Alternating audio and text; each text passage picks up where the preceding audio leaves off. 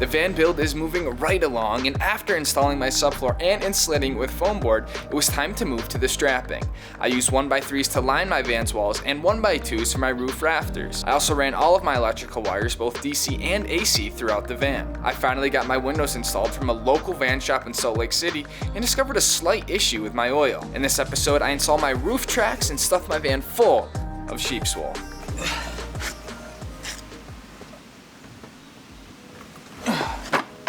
Happy Friday, guys. Super stoked that it is the weekend again. Have a lot planned for the van. And if you remembered the last video that I made, I mentioned the little issue with the oil. It was literally just done before I picked it up. I think I'm okay just to drain out just a little bit of oil here. This can either go one of two ways. I can either completely mess this up and end up draining all of the oil out, which is gonna be a messy problem, or I can just crack this a little bit. There's just one bolt here with a 13 mil, and then just let it kind of squeak out here.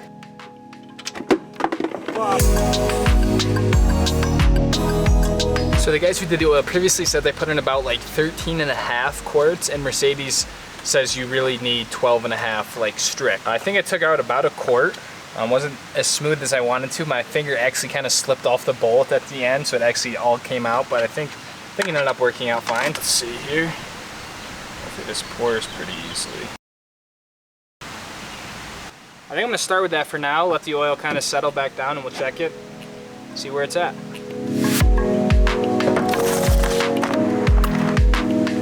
I'm gonna start to install my roof rail system. Now this is an absolute mandatory piece. It basically allows you to mount anything to the roof. This is where it's gonna sit basically in this track here, and you can see these are kind of like little pieces from Mercedes that they're plugs basically. These three I've already kind of pulled out.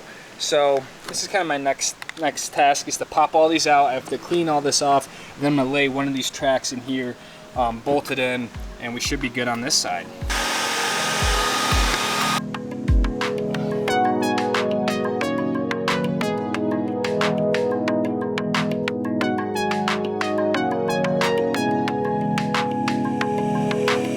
Probably chose to do this project a bit too late tonight, but I'm gonna try to chug along and see if maybe I can get this thing up and screwed in here so I don't have to leave it overnight with big holes in it. So enjoy the sunset as I try to crank the rest of this out.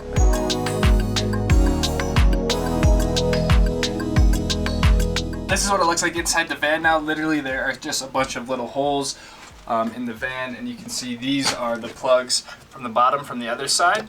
So basically we'll throw that rail up on top, and then these screws will come down. We'll just pop those in, and the roof will be good.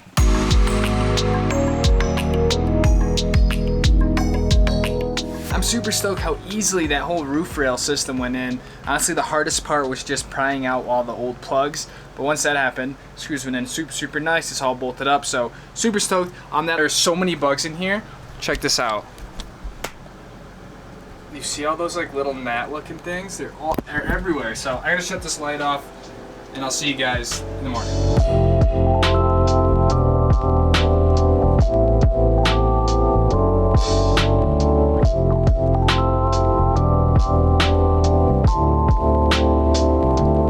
Good morning, everybody. It is a beautiful day to work on the van. It's supposed to be like 95 degrees today, and I think almost close to 108 or 110 down in Salt Lake City, so it's gonna be a scorcher. This morning I took the van for a test drive up and down the canyon, basically to replicate the trip where I triggered the oil light, and it was all good. No oil light, no problems at all, ran great. So I'm pretty happy with it. I don't think there's any point to keep messing with it. If the engine and all the computer of the van himself is happy, I'm happy. So that project has been addressed and we're all good. And this morning I've just been trying to crush out the rest of this roof rail, this roof track system. You guys saw one last night. I'm just gonna try to pop this other one on real quick, and then my wool insulation should be here today. So we should be insulating the van with wool in 90-degree weather.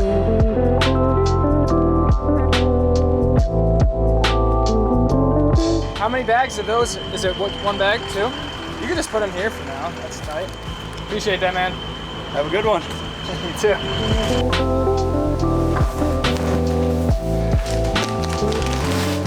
One of the most talked about things, in my opinion, when building a van is your insulation. There are countless ways of how to insulate a van, and for a long time, I was set on spray foam insulation. Spray foam has become increasingly popular lately, I think largely just because due to how easy it is to do, you can bring it to a professional spray foam person and they can literally have it fully insulated back to you within a few hours basically, and costs you, I've seen anywhere from about $600 to about $1,500 depending on who you take it to, all that stuff. And it's a great insulator, has one of the highest R values of the options available. It does great with sound, completely creates a vapor barrier as well. All that stuff that you're looking for in insulation, spray foam does really, really well. But the biochemist in me knows that when you spray a chemical compound like that, no matter what someone says, when your van's walls are sitting in the sun, it's gonna off-gas just some nasty stuff that really isn't meant to be in your van. Something that's really important to remember is that your insulation is going to be acting as your van's like air filter essentially. All the air that's coming in, all the air that's going out is going to be going basically through this layer of defense,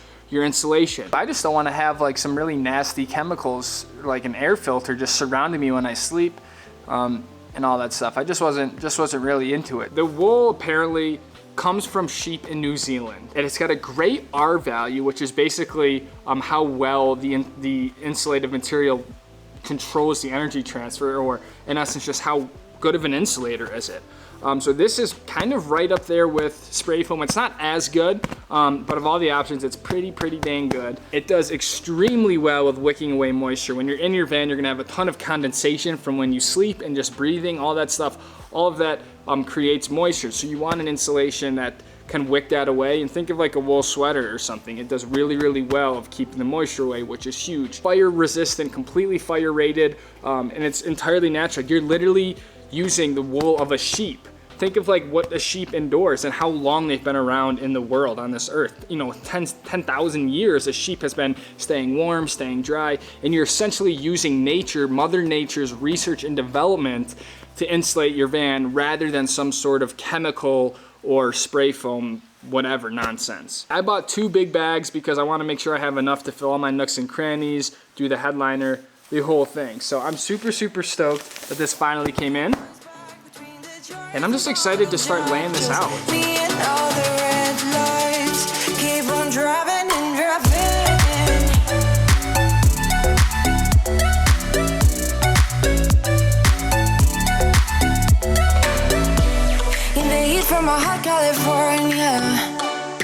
My camera battery died and I was honestly so in the zone with this whole thing I didn't bother to go inside and get another one. But I got a good amount of the insulation done. It's crazy how much cleaner it looks, cleans up all the wires that were kind of just out and about. So I'm really stoked with this, and I ended up buying an extra bag because I want to see if I can double layer the roof and some of the walls so I can get like a really good R value and just insulate the crap out of this thing. Pretty long day. To be honest, I think I got this shipment around 2-3 o'clock and it's about 8:30 now, so it took me the better part of like 5 or 6 hours to get to this point. And I probably still have another few hours tomorrow. Really stoked with how this is coming together, and it's just getting me even more excited to go on adventures with just knowing that it's going to be toasty warm in the winter and then nice and cool in the summer.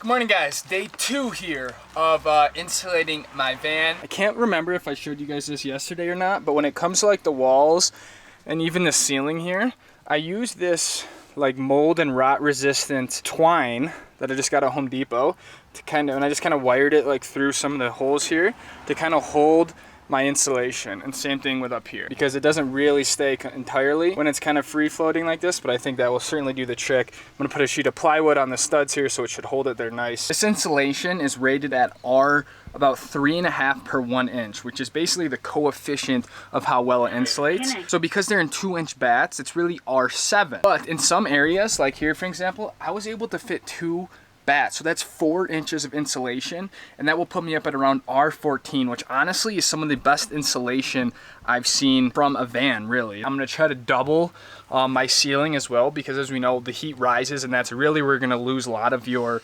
energy, basically. I've also doubled the walls, like I said, so that's super rad.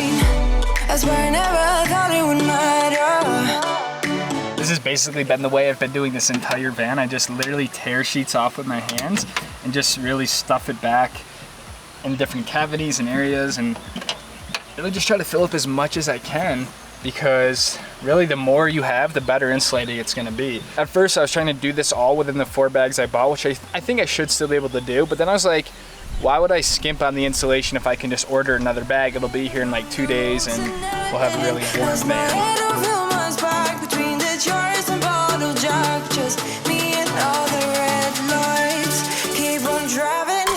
Sunday afternoon update here with the insulation. I've been going all day, but I've just been stuffing every single hole that I can possibly find with insulation. On top of that, I've been doing the ceilings. I'm definitely using more insulation than I anticipated, but at the same time, I am insulating it more than I thought. Their website says 2 inches of insulation is sufficient, and that's what most people do, but we're not like most people here, and I am going all out with the insulation, like I've probably said a few times by now. And now, what I'm doing, probably the most tedious part, are these ribs up here. And you can see, like here, you can kind of see the insulation. And basically what I'm having to do is just feed it up this end, and then use literally a flathead screwdriver and a steel fish tape to kind of work it through. And then when I get to the center point, I basically come from the other side and put it through, boop, boop, boop, boop, boop, and work it through. So then these ribs will all be insulated as well. Lights keep on driving and driving.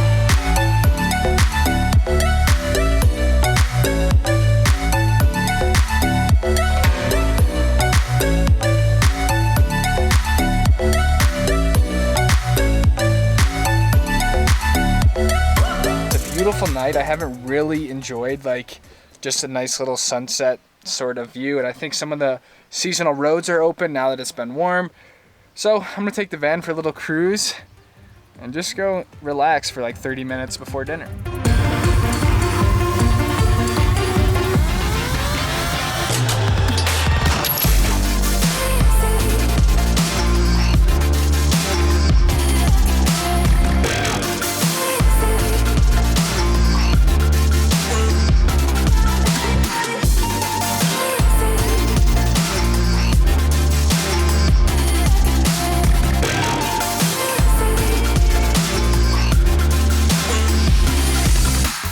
Well guys, I'm gonna end the vlog right here.